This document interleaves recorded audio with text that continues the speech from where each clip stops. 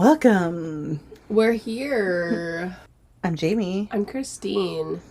This is our Books and Booze podcast. I think they know. I think if you're listening to us, you know that. We are... Maybe they just jumped in for the last bit of the book. We are second to last episode before the finale. Woo! Finales. Love finales. Get your PJs on because next time we're going to have our party pants on. We're going to have our fancy clothes on. So this is relax and get into the drama. The end drama. And you might need some sweatpants for this, I think. Or if you're also in a heat wave, nude. Nude is best. It's hot. Yep, it's so hot. And for our Canadian skin. Yes. Our Canadian tolerance. It's a hot summer for us. So, nude. I literally did the shaker for the drink, and then I needed to scoop the ice out because I need to do something different. But the ice had melted by the time I did that. Like, it's just, there are things that are happening that in our place of the world should not be happening. No, and I don't have air conditioning, and Neither you don't do have I. air conditioning. And then I go over to our parents' house, and it is an icicle in there. Yes. It's so nice. Well, here we are. Let's do it anyways. I'm pumped up to do the end of this book because there are things I have to say. There is drama that I really loved at the end of this book that I absolutely needed. I remember... And I really forgot about. Yes. We see that and we're like, what?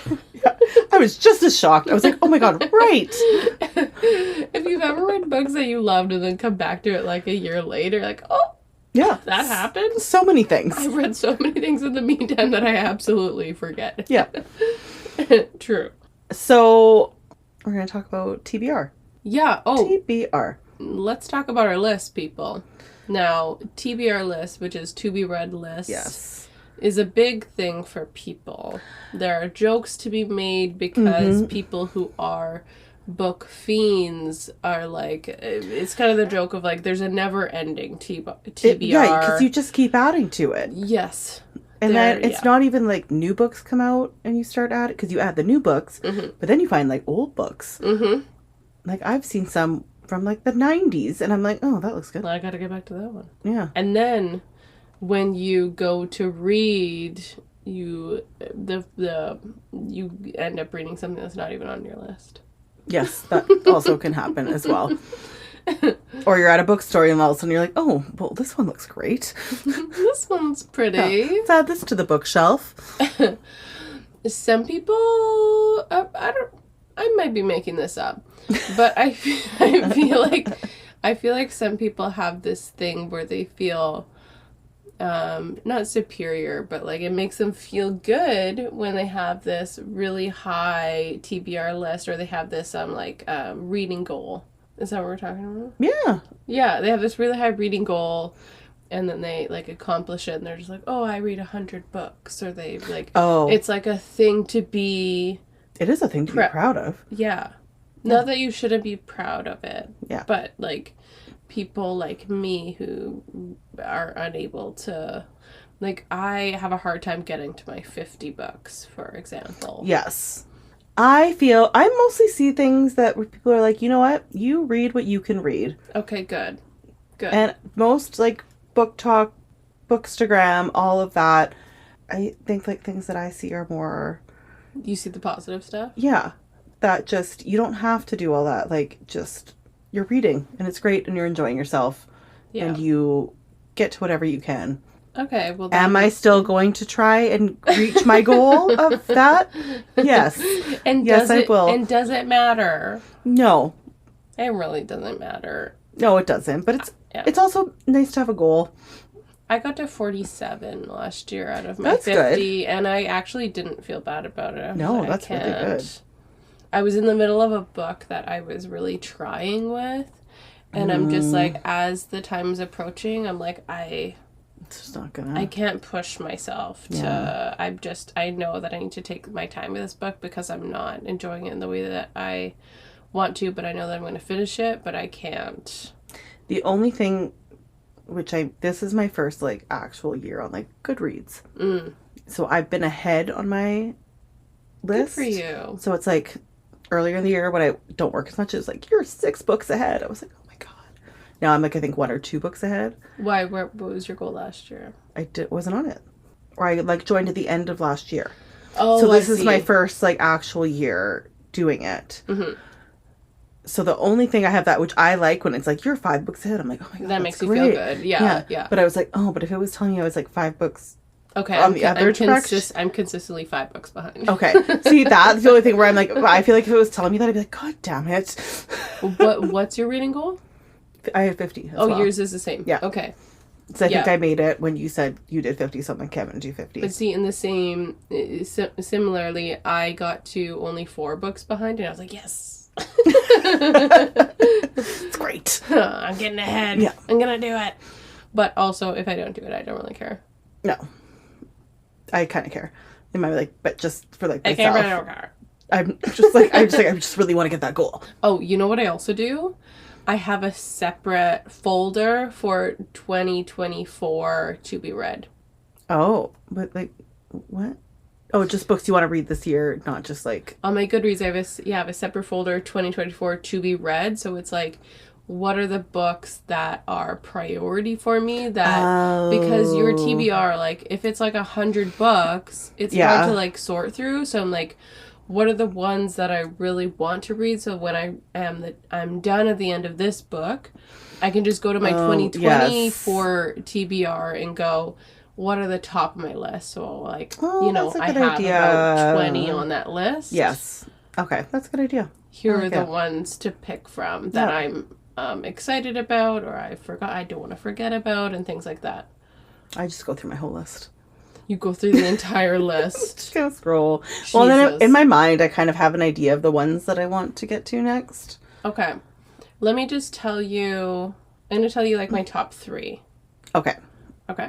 This will just take a second, but... You can tell me your top 3 on TBR, too. Okay. Okay, the one that's been sitting on my shelf for a good while is Clockwork Angel, which is the Infernal Devices series by Cassandra Clare, which I posted that I was starting, but then I stopped after like the first page because then my daughter was like sick, and I was in the dark with her and she wouldn't let me turn on the light to read the book because I have the physical copy, and so then I had to change to something on my Kindle, and then I ended up reading, what's it called? Inked in Blood? Fate Inked in Blood. So I will go back to Clockwork Angel, I swear, but I really want to get to that one. The other one, you know what I'm waiting for this year when winter starts, is to read The Bear and the Nightingale, which is the Winter Night trilogy by Catherine Arden. And because it's like very winter vibes, that does like very Nordic wintry vibes, I wanted to read it last winter, but then it turned to spring, and I'm like, well, I gotta wait till next winter because I need to do it. I need to do it when it's winter. You know what I mean? Fair. I need to be like it sitting looks on like my a couch cozy... with like when the snow comes out. Yes. So that's the other one. And then like Lady of Darkness, which is on my Kindle ready to go, and I said I was starting as well, but I've just been too busy to like open the page. So like that's my next one as well. Okay. Lady of Darkness by Melissa K. Rich. Please don't. Oh, that was I feel like that's not correct. But you know what I'm talking about. That series, which I feel like is gonna be one of like the many of like strong female leads. Like it's gonna be one of those. So I'm excited about that one when I'm able to get to it, because I literally not have time, and I don't want to listen to an audiobook. I want to read the real book. So that's what I'm looking forward to. I'm excited for those. Wasn't expecting those. I haven't even heard the first 2, I don't think. That's exciting. I have When the Moon Hatched. I just heard so many good things. I've seen so many good things, so I'm hoping it does not disappoint, because I already bought the physical copy. You're one of those people, eh? I was like, you know what? No, it's going to be good. Another one, which I've seen in like the last few years, which I also think I got for you, The Invisible Life of Addie LaRue. That is also on my short list. Yep. Yeah, I'm like, I want to read, like, I've just heard so many good things, and it's just the one book also, so I'm like, that's also nice because you can throw, like, in between, because I'm on the third book of a series. It's the last one. Okay, like, I'll read that one soon so that you can have it. I'll Perfect. pass it on to you. That's amazing. And then I have a couple, which I'm currently reading one that I did really want to read, which was like on my list for this year. But, Butcher and Blackbird. Yes. I've been wanting to read that because I have a love-hate relationship with the cover. I don't love it, but from what about the book I've seen from other people, I feel like that's a book for you. Yes. So I'm super curious about it. The cover reminds me of like Avril Lavigne. True. 20 years ago. True. But I've just seen so many things where I'm just really, really curious about it. So that's also on my list. But that's like my third, like where, takes, because then there's also like the last of the Plated Prisoners series coming out. So I'm like, that's You're just a skater boy. Is that how the song goes? Yeah, that's all I'm going to listen to. You're just a skater boy. Skater boy, you said see you later, boy. Oh, that's how it goes. No. You're good enough for her. I'm going to tie around my neck as I read it. Yep. You get that straightener out and that eyeliner. I'm going to get my iron out. True. Yes. Yeah, that's a throwback. Oh. Okay, so what's our cocktail? Everyone's doing good. You're all doing fine. Yes, also that. You're all good. Books are for fun. Yes. I love everyone that just keeps it positive. Yes. And just like, yay for reading. Yes. If you're reading, that's great. Exactly. You do it when you can and at your pace. Mm-hmm. That's right. Okay. I would also like to comment, though, when I did open up my Goodreads, I just like glanced at the list for my reading challenge. Now it says you're on track. So I'm just... Oh, did that feel good? No, that made me upset because now it means that I'm getting close. You're kind of behind. So that if I keep waiting, I might be behind a little bit. Okay, mine says 5 books behind schedule. So okay, that makes me feel better. Your loss is my win. That's where we're at. Our drink today... Was that loud? I was just trying not to swallow on the microphone. Our drink today, ladies and gents and lady gents, it is Tamlin Sour Grapes. Finally, this has been in my pocket for a real long time. And it's pretty looking. Yes. Unlike his attitude. Right? God, Tamlin. Get out of here, guy. Yeah. But, let's try this and then I'll explain it. Okay. Okay, Deal. Cheers. Yeah, it's actually cheers. Woo! It's sour. Okay. It's lighter than I thought. I thought I was going to get a hit of alcohol or something. Yeah, I thought it was going to be like a more punch Where's to the it. whiskey? You're not supposed to mix it though, right? Well, it is mixed. I'm surprised by myself that I'm like, more whiskey. Yeah. But it's like a light, like it's a good cocktail because it's not so... Yeah. It doesn't... I was expecting more of a stronger hit. Mm-hmm. It's cute to look at. Yeah. There is that sour taste to it for sure. It's not bad. It's lemon, fresh lemon juice, simple syrup, whiskey, and... Oh, I did the egg white froth. First time I did it! And it looks really nice. How did you do that? Because I have a frother. I did it in the shaker. Oh, right. I just put it in the shaker. Yeah. And then I did a special pour of red wine on top. So we really should have done a video for that one because that's real fancy. Oh, well. Yeah. So it's basically a whiskey sour. So whiskey sour is typically like whiskey, simple syrup, and lemon juice.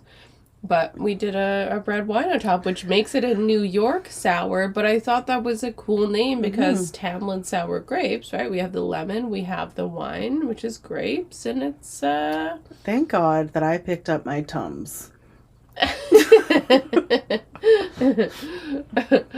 I like it, though. No, I do like it. Oh, I like it.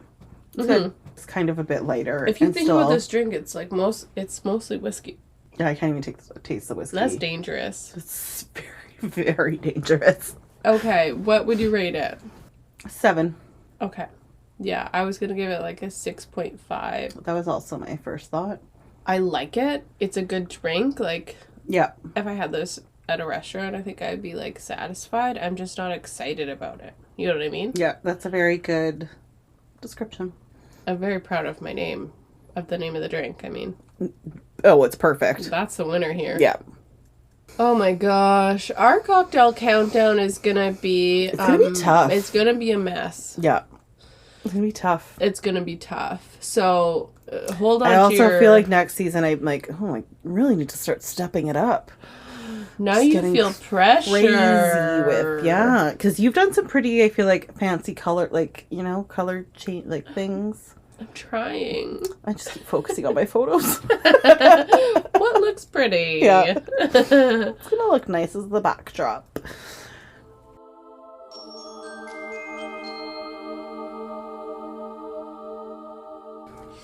Let's go ready. to Highburn. It's a Highburn heist. It's a Highburn heist. It's a Highburn heist, and it goes real bad. They're actually all wearing burglar clothes for this. They are. Mm-hmm. Which is, if you live in the night court, I guess you're always wearing burglar clothes. Fair. Okay, so...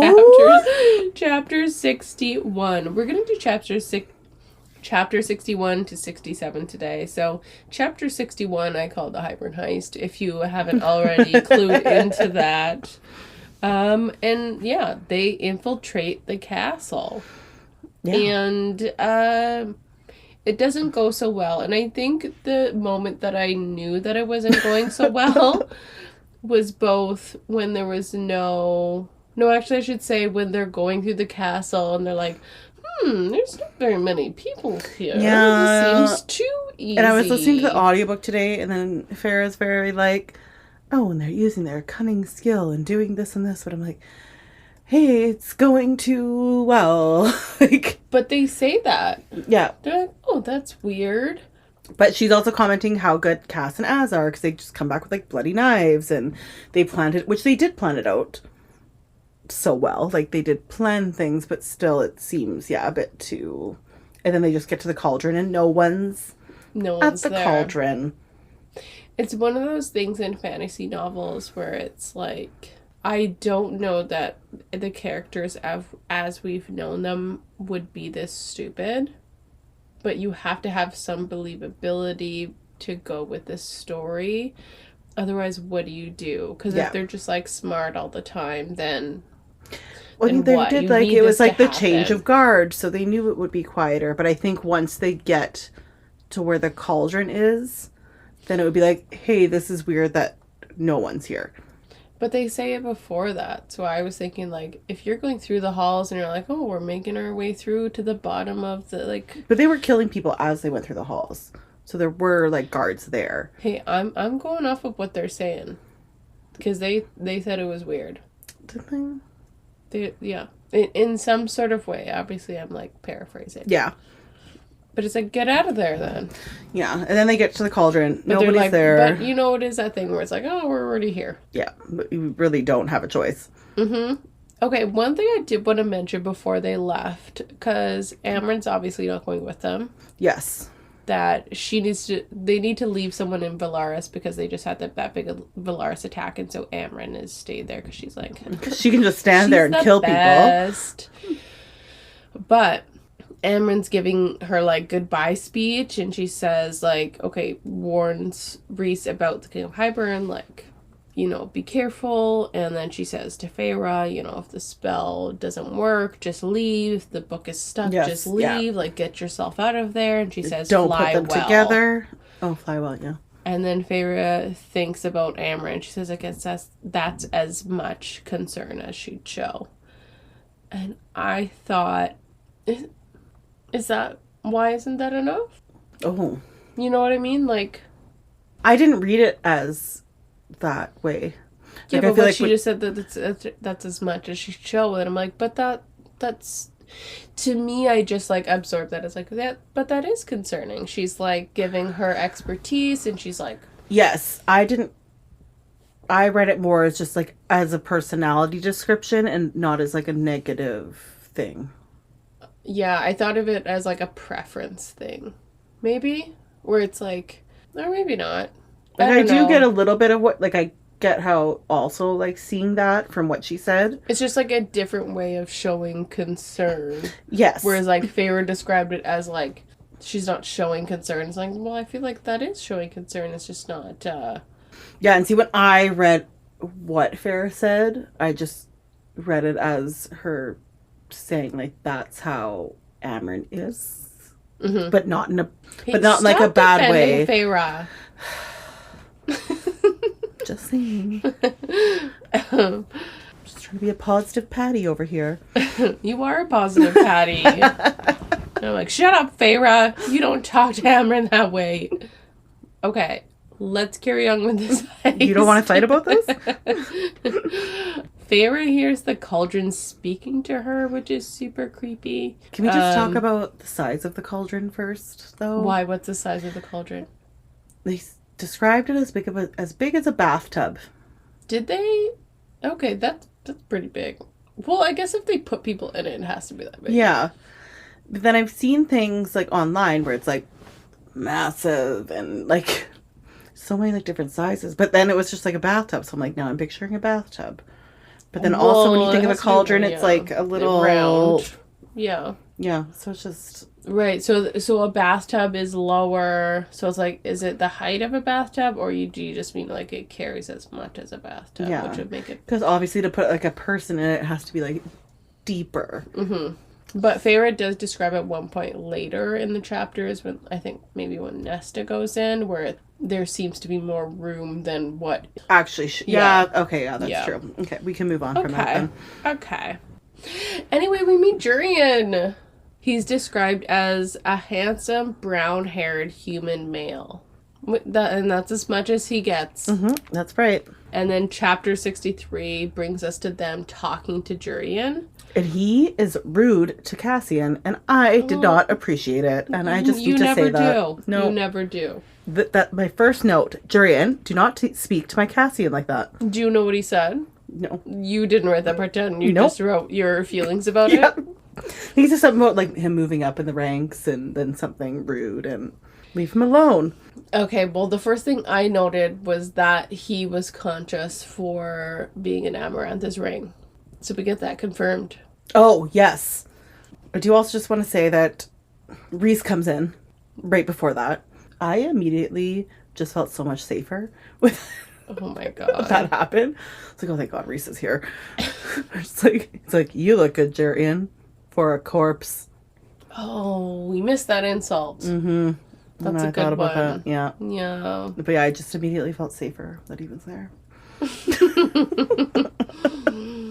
Anyway, this is what Jurian says, do you know what it was like to be unable to sleep or drink or eat or breathe or feel for 500 years? Do you understand what it is like to be constantly awake, forced to watch everything she did? No. No, I don't. That sounds... hell. How is your brain functioning? Yes, I literally just have here. Jurian is insane. Right? Yeah, you were driven insane. You could not sleep. Like, that's... Not that you have a physical body that you need to sleep, but it's just like the instinct to do anything, and you're just, you know? Just this one. Yeah. No, I mean, I feel bad for him. Oh, you feel bad for him, but then he says things like, your suffering will be long and thorough to Rhys. And so I'm confused. Why?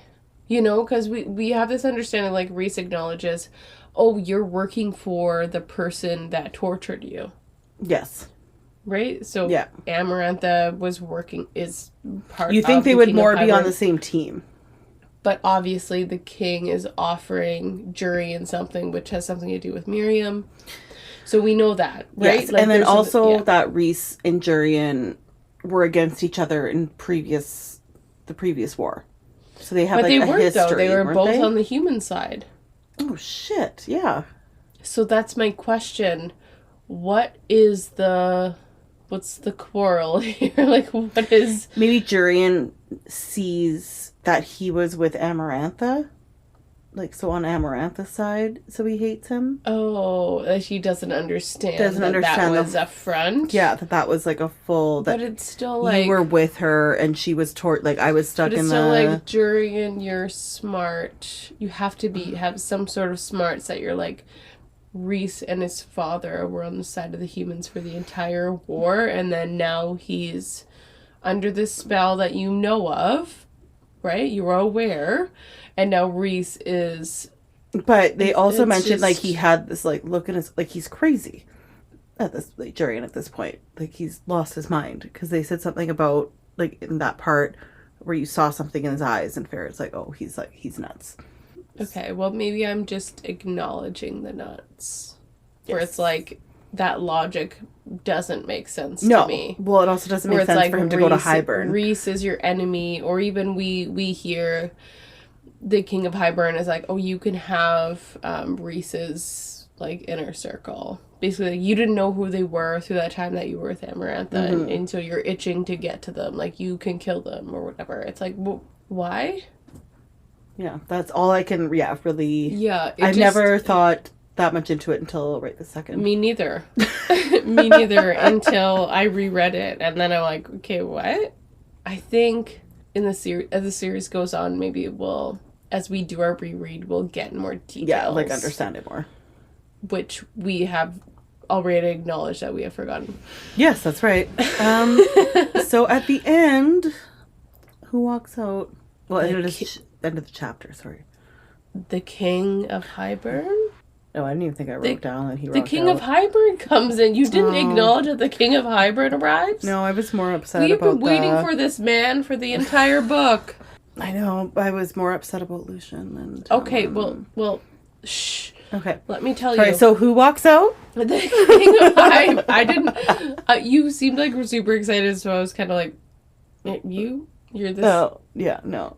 No, it's not that dramatic. No, The King of Hybern, he is described as in his 40s, blandly handsome, average height. Blandly handsome. Right? Yeah. Average height, muscled like a young man, shoulder-length black hair, ruddy skin, and clothes more practical than finery. So it was a normal guy. That was the vibes that I got, where it was like, oh, this is a guy. Yeah, just a guy. This is the guy. This is a guy with a big bathtub. Yeah, the guy with the big bathtub. Don't get in. And then Jurian shoots Az through his chest. Yeah, like a poisonous one. It's very upsetting. Screw you. But then, that's devastating. But then, and the King of Hybern says, now that I've upheld my end of the bargain, I expect you to uphold yours. And Tamlin and Lucian walk in. And you're like, no, Lucian! Lucian! Get it together. Oh, I was totally forgot about this. And Tamlin. Like, come on, Tamlin. Tamlin, you can do better. Like, you are better. Like, you suck, but you're better than this. Yes. Like, what is wrong with you? Dumb. See, this completely forgot that this part happens. Dumb. You're delusional. And I do like how she also points out that she, like, is looking over what he's wearing and how she's like, oh, he has this, like, blades thing. And you best believe I clock that. Okay, and then... He's got Illyrian blades. Yeah. How dare you? Okay, the note that I wrote down was, "Excuse?" The audacity. Right? Excuse? How dare you? Excuse. Still... You took those gifted blades that Rhys, when he befriended you, taught you how to use... And you kept them. After you helped his family be murdered. You are using his things. Mm-hmm. And benefiting from them. And yet you describe him as like the devil. Yeah. But then why do you have his blades? Yeah. Get rid of the blades. like, I'm actually like, Tamlin, are you okay? I know he's not okay. Like, I don't even know why I'm asking that, but still, just. And, like, Lucian, what happened? Come on. Well, I feel like there's some good gems that Lucian will give in these chapters, but we learn that Tamlin made a bargain with the King of Hybern, that if the king gave Tamlin Feyre, that the Hybern could enter the Spring Court. Yes. And that they could, figure out how to take down the wall between the human lands and between the Spring Court, that he would have access to that. Yeah. So that was Tamlin's trade. Which, if we look at it from a perspective of like, oh, I think my person has been trapped by the next he's in a it's like, totally okay, different. We get it, but it's like, I don't know, like some self-reflection needs to be required, Tamlin. Yeah. A lot. A lot. Right, like we've described in other episodes, it's like we now know that you and Rhys were friends. You know some of his character. And then at one point, he describes, because she's like defending them, like they're monsters, pretty much. But you know, they're not. You were friends. You're letting yourself believe that. With him. Yeah. You betrayed him because you cared more about what your father thought. And then your father killed them, so then Rhys and his father retaliated, which makes sense, but then now he's a monster. It's just like... And then you two stood there where Rhys could have fought you at that point or done anything, and he didn't do that. It's just like, it seems as if Tamlin's keeping the narrative that fits the narrative that he wants to portray, so he just like locks in, and he keeps it, and he holds tight for dear life, and anything that counters it, he's just like, no! And we kind of see that when he tries to rescue Feyre. Right? Where she's like, no. Yeah, and I'm not going to take any more information from anyone else. This is a reality, and this is it. Yeah. Oh, just this whole part with him, I'm like, you're actually delusional. He's like holding out his hand. He's like, come home. We're going home. And I'm like, do you not like... And I feel like Lucian's just looking at him the entire time, like, dude. Well, okay. So, Lucian at one point, when he initially... like summons Feyre, basically was like, come, right? Come, Feyre. Or it says Feyre, but it's like a summons. And Lucian says Tamlin. He's looking at the situation. Lucian's seeing everything for the picture, and he's like, okay, Tamlin, I think maybe we screwed up. Tamlin, man, I think I'm actually, I think we maybe this is not how we read it. Yeah. And maybe he's taking in the information that he got when he interacted with Feyre the other time, where he's like, oh, maybe we should regroup, guys. Yeah, let's just go back in that hall back there. Yeah. I do also, there is one point where Feyre mentions, because, so they're like magic and everything's like cut off. They can't winnow, they can't do anything. And she just notices how like Rhys isn't breathing. Yes. Pretty much. And then she realizes, she's like, oh, he's trying to hide the mating bond. Yes. Because, Rhys is a genius. Unlike some people. Okay, but, well, he's so smart. But, I mean, you could only hide that for so long. He tried. Before that, though, when Feyre is kind of begging Tamlin, like, and she says, like, I told you I was fine, referencing that letter where she's like, okay, leave me alone, I left on my own volition, like, it's fine. He basically says, like, he manipulated you. And then she says, I was going to die in that house. And then the King of Hybern chimes in and says, not what you expected, is it? That's where Amarantha learned all her witty comments, right? Yeah, I thought top-notch villain dialogue. Where he's like... He's also seeing what's happening. Where he's entertained. Yeah. Okay. I do like when Tamlin tries to get her. Okay, yeah, so this happens before he realizes the mate thing. Yes. Where and, like, storms across. And like, we're going home, Feyre. And he lunges, but she has figured out how to get free from the cauldron's power. Because she's the smartest person in the room, guys. And so she becomes Mist and Shadow. Yes. And so we finally learn why this segment of the book has the word mist in it. Because we are top-notch Sarah J. Maas historians, even though we've read these books multiple times, we were still like, okay, why is it called? Yeah. Yeah. What's happening? We figured it out. Yeah. We figured it out. I do, like, I just wrote a note. I'm like, Tamlin is like a child and a toy. Like a child with a toy. Like, I feel like this whole time. With Farrah. Farrah is a toy. Like, you're mine. Let's go. Like just, a trophy wife. Yeah. Like, he's very, like, it's mine. Yeah. Yeah. It's just annoying. You know what I like is when he goes to grab Feyre and then she winnows away and she turns into mist. And then he stumbles, and then as he stumbles, Rhys punches him in the face. I was listening to that today, and I just started laughing. Yeah, I was like, that's great. So good. Like, hard hit, Tamlin. That sucks. Oh. But so good. It's so embarrassing. It really, really is. Oh, no. And, like, and then still continues to blame Rhys. Like, you tricked her, and... Oh, you're delusional. He sticks to it. And then as he's walking away, he stumbles because he gets a sniff. And he realizes that Rhys and Feyre's scents have intermingled and they are mates. And so... But I also love it so much. Oh, yes, I love it. And Hybern, I think, also says something, like, funny at that point, too. He loves the drama. Yeah, he's like, oh, the like cauldron has a funny way of something. I'm like, it sure does. Feyre threatens Tamlin and says, I'm going to destroy you. And then I love it. She's like, I'm not going with you. And even if I did, you spineless, stupid fool, for selling us out to him, do you know what he wants to do with the cauldron? And he says, you don't know what you're talking about. And then Lucien cringed. He's like, oh god, this is so and Lucian's embarrassing. like, I'm not with him. I'm no longer with him. Yeah, he's an idiot. I'm my own party. Where is the exit?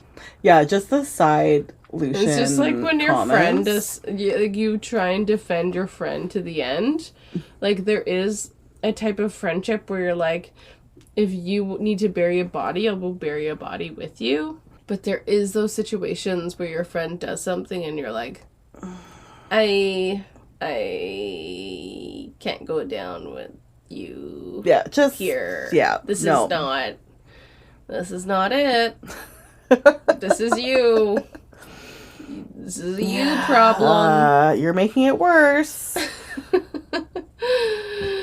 But the human queens come back. Now we see what their whole thing was the whole time. Well, they want... Selfish bitches. So the human queens want to have immortality from the cauldron, but they need Feyre sisters to be the test subjects. Yes, that's going to be the proof. What? How did this come about? Well, I'll tell you how it came about. Ianthe's a fucking bitch. Yep, that's right. She's a fucking traitor bitch. We thought she was already awful.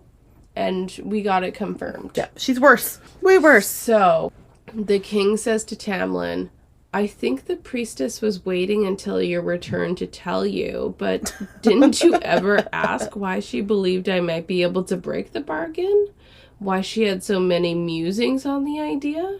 So many millennia have the high priestesses been forced to their knees for the high lords, and during those years dwelled in a foreign court. Such an open mind she has.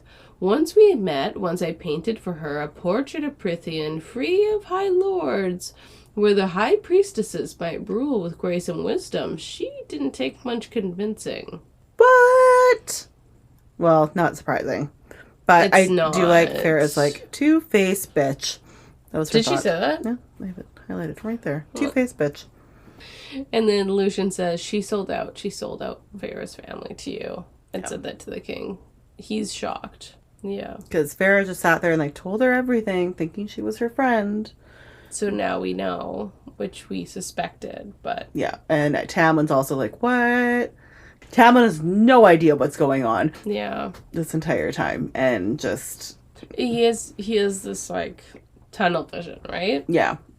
Farah's his only, I lost Farah, I need to get Farah back. Yeah, not paying attention to anything else that's going yeah. on around him or in his world. Yeah. And what his decisions, what they are doing, and how they are affecting the bigger picture.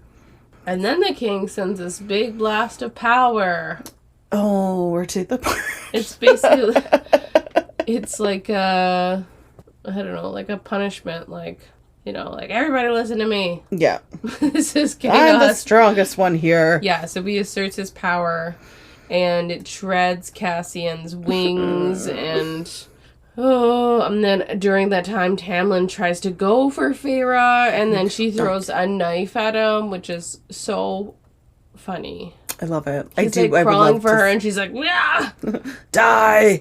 Yeah, and then like and then she picks up another knife and like holds it, and he like realizes like, oh, you're gonna throw the other one at me, Tamlin. He's just really just not catching on. And then during this time, Mor tries to attack the king, and then the king says, "What a mighty queen you are! What a prize!" And Azriel says, "Don't touch her." But then Mor looked at Azriel, and there was real fear there. Fear and something else. So this was just like a weird scene where the King of Hybern calls her queen, but we don't have reference for her being a queen. Yeah, you were correct. Yeah, so that's curious. And we don't have answers for this. Nope, we don't. So it's just something I like that you just kind of What Easter does that egg? mean? What is that about? Sometimes there's Easter eggs in these books that never evolve into anything. But they You could. know what I mean? Like there's things that are like, oh, what does that mean? And then we never hear anything about it. Yeah, but technically they're not done. So that it could be in Leah. Yeah. Well, that's a maybe Easter egg, or it's a nothing, and I've just made something out of nothing, and we don't really know. Technically, she could be like Hewn City Queen. Yes, but I feel like we have that clarification. Yeah, that's true. I don't know. I'm curious. I never even realized that. Anyway, so Elaine goes into the cauldron. Oh, poor Elaine. I feel bad when they're like dragged out. They're like in their nightgowns, like. Yeah, and they're like, I was sleeping. Yeah, what the fuck is going on? And then we know during this moment that something's happening to Lucien because he's like very concerned about Elaine. Gets really protective of Elaine. And he says, don't leave her on the damn floor. And then he breaks free of his magical restraints and, comes to grab her and hold her. Even just that kind of thing. I'm like, I think Lucian's a lot stronger. But that's what I wrote too. I'm like, I feel like we get a little bit more tidbits later about why might Lucien be able to go through those restraints rather than Tamlin. Yes. Like it's a different power. Yeah. And then Nesta goes in and she fights. She was. I love I think Farah references like even her walking in and she's like, you can just tell like she fought hard. And she's called a Hellcat at one point. Just like, yeah, Nesta. Oh my gosh. She is like a feral cat where she's just like, don't fuck with me. Yes. Yeah. I am human, but I will fuck you up. So she fought her whole way to the cauldron, being pushed under the cauldron. Mm-hmm. From my understanding, she gives him the finger going down into the cauldron. Yes. Which, when she comes out, Farah kind of notes like something's different about her. It's not just how Elaine came out. There's some sort of other almost power about her. It's almost like she took so much of the cauldron with her. Like there's... Whereas something Farah would be able to feel. And then Lucien suddenly realizes something. You're my mate. To Elaine, just to clarify. Yes. Yeah. It doesn't go so well for him. for him fighting. It's not like, oh my god, you're my mate too. And now that doesn't happen. It's not a happy moment. A little bit disappointing, but that was also a surprise. Okay. Really fun thing, though, in chapter 66 is when Farah breaks free from her powers and does this, like, fake thing. Yes, it is actually, This is really smart. Yes. She's obviously learned so much. and made use of all of the powers that she's got from all the High Lords. Mm-hmm. But she obviously breaks through the whatever spells that are keeping them locked in there. So she uses the Day High Lord's power of light, but also the spell curse-breaking stuff, where she gets through the wards, but the King of Hybern obviously doesn't realize. But she uses this light power to make it seem like this big thing happened. And so she puts on her acting hat. She does some Reese did something to her. Acting there. She does. And, my favorite line is when she's like, coming out of it, and she's like, Tamlin? Tamlin? Oh my god. What just happened? But she's also at the same time trying to talk to Reese down the bond. Yes. Like, this is what I'm doing. And Let's be on the same page. Yeah, and then also as she's talking, trying to like say things so that like they also understand what's happening, which they do pick up on, and Moore picks up on. Mm-hmm. And I think Moore at one point is like, Reese, what did you do to that poor girl or something? I'm just saying, oh, this is great. Like, so great. Oscars to all of you. Yes. And then Feyre thinks about Tamlin, which I love this. She says in her head, those green eyes met mine, and the sorrow and tenderness in them was most hideous thing I've ever seen. Yeah. It's just like this person that used to look at you and used to like melt. It's just, and now he looks at you with those eyes and you just see something completely different, and she's just like, she got the ick. Yes, absolutely. More than the ick. Yeah. The icky ick. Yeah. I'm going to call it the icky ick. So then she does go to Hybern to just be like, okay, ruin the bond. And I think, because Reese was playing along, and then he's like, no. Mm-hmm. And it's like, what? So that part's kind of sad. And so they do get rid of the bond. So I'm like, oh, does that mean no more tattoo? Right? The tattoo's gone. So yeah. That was my biggest disappointment. It just sounded like a really cool tattoo. But she needs to do it to make this whole thing believable. Yeah. Get her sisters to safety. Yeah. Yeah. It's sad. Great acting, but sad. And so, yeah, that tattoo is gone. Moore ends up taking her sisters away, though, which is good, because I think, I don't know if it was Lucien or Tamlin saying, like, we need to, whatever, grab them. But Moore quickly, like, grabs both of them before Lucien or Tamlin can. Yes. Thank God.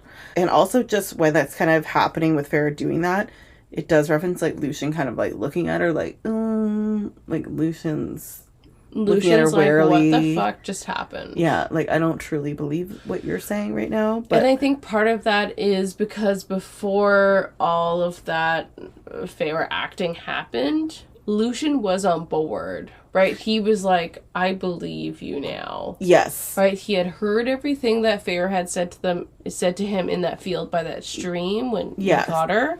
And he's taking all that information in, and then he's taking the information in that he's hearing, and then seeing like her standing with all them, and then the mating bond, which hadn't happened yet when he initially found her. Right. So now he also sees the mating bond, and he's like, oh, should we rethink this?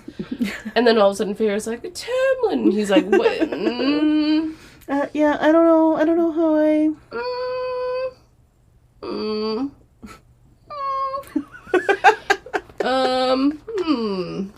Feyre. Yeah. Feyre. So... Anyway, that's what I think is going through Lucien's... Yeah, and so Feyre's going back to the Spring Court. Yeah. The end. That's it. Yeah. The end. Well, not the end, but...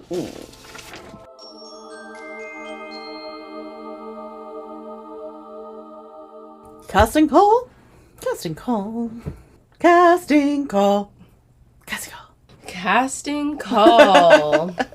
Who are we casting? The King of Hybern. Okay, I want yours first. I have 2. Okay. Obviously, always. Cillian Murphy. Obviously, always I have 6. Let me tell you why. Yeah. Cillian Murphy. Oh, that's a good one. right? Yes. Which I think that's my top. Or my second is Robert Pattinson. No. Okay. No. Cillian Murphy. Yes. Okay. That's my top, yeah. Okay. Mine is Christopher Plummer. What? But the when he was in The Sound of Music.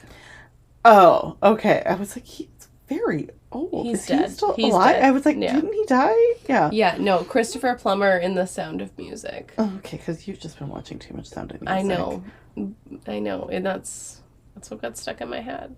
Yeah, he would be a great in his so youth. handsome. He's so handsome. I didn't know he was Canadian. Is he? Yeah, Oh, he was born in Toronto. oh, love him. He is just, even as an old man, very handsome. Very handsome. Yeah. Okay, well, I mean, And I know that is nothing like the description in the book. I just don't care. It's fine. Okay. So right now I'm just like getting down a rabbit hole with him. He's so cute. So, Anyway. yeah, such a cute at every age. Jurian. So I tried to pick someone that would more be younger, but I couldn't do it because this is just who I've always pictured him as. So I'm just sticking with it, and it's Javier Bardem. Oh. Okay. No? That's always who I've seen him as. I mean, I want to kiss him. Yeah. But that's the first time I read the books. That's always how I pictured him I just as. feel like Javier Bardem is a leader. So I'm almost like, if he were Jurian, I'd be like, well, he clearly needs to be the king. You know what I mean? Like, it would be hard to, if you have Javier Bardem as Jurian, it would be hard to cast the King of Highburn as someone who feels more powerful than him. Okay, then Jeffrey Dean Morgan, his almost twin. That's my backup. So Jeffrey Dean Morgan, and then your King of Highburn is Cillian Murphy. Cillian Murphy. Okay, that works better for me. That works better for me. Okay. Mine is James Marsden. It's Freddie's twin. No, that's Chris Pine. Sorry. Yeah. James Marsden is one of the ones that I love James. I've pictured from the beginning of reading the books. Weird. I always pictured James Marsden as Jurian for some reason. Oh. Weird. I just because I pictured him so much. I mean, happens, but. And I feel like as Jurian carries on into the next book, I more and more see James Marsden. I'm not mad about it. Okay. Like, I like James Marsden, and I think he would be great in that role. Just totally, just not how I picture him. Okay. So, obviously, but that's a lot of the things. But yeah, not mad about it. Not mad about it at all. Who is your MVP? The book. What? Yep. I have two MVPs. The book, because wasn't supposed to be joined together. Oh, and I thought you meant the whole book. Oh, no. Somehow snuck its way into getting put together. But really it's Farah because she calmed herself. She did a lot. She did so much. Again, smartest person in the room, was able to just pause and be like, okay, I'm going to stop fighting this boundary and magic and like soothe it and so talk smart. to it and figure out how to trick all these powerful men in the room so that she could save everybody. Mm-hmm. And then put her acting skills to work. She had practice. That's she had practice. True, yeah, she just killed it and was able to save everyone pretty much. Like, Az is going to be okay. Her sisters are traumatized, but they're alive. Fair in the book. I'm going to pick Nesta because she is a feral cat who fought her way. Sometimes it's like you could be like, okay, this is the inevitable. Yeah, I'm just gonna give up. This thing is going to happen, so I'm just gonna play dead.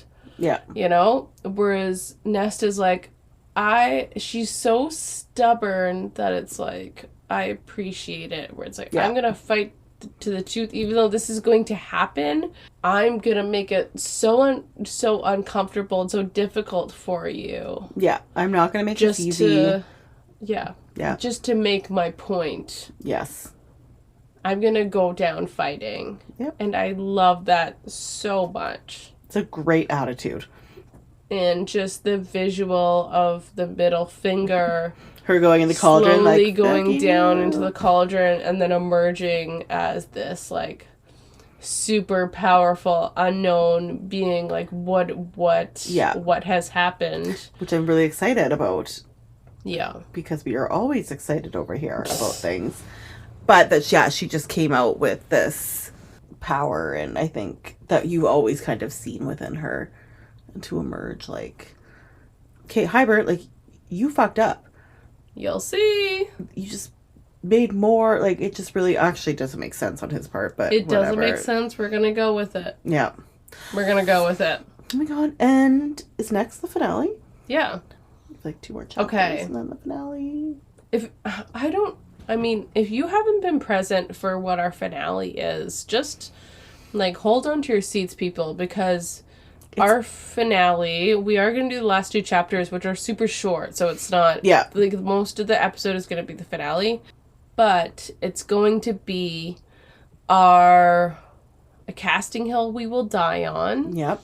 So the one we will take to death, this is the person that needs to be cast in this position, and I will, cut your throat. Right. And it's, Medal of Honor, it's the ultimate loser, it's the ultimate MVP. It's an award ceremony. Yep. It's an award ceremony that you have never seen before. Yes. Better than the Oscars. Better than the Tonys. It is the Steve Buscemi, and I'm going to get this wrong, the Steve Buscemi excellence in multicasting, and I'm gonna tell you what the real, that's just off the top of my head. But the person that has been casted in multiple castings, yes. it's going to... We got many awards to give out that we're super excited about. Yeah. So it's an exciting thing. Our favorite moments are cringe moments. Oh, the cringe moments. So much has happened. Okay. So, hold on to your hats, folks. Which is a young person's phrase. It is. It is. Tis it. Okay, that's a bye. Bye, bye, bye, bye.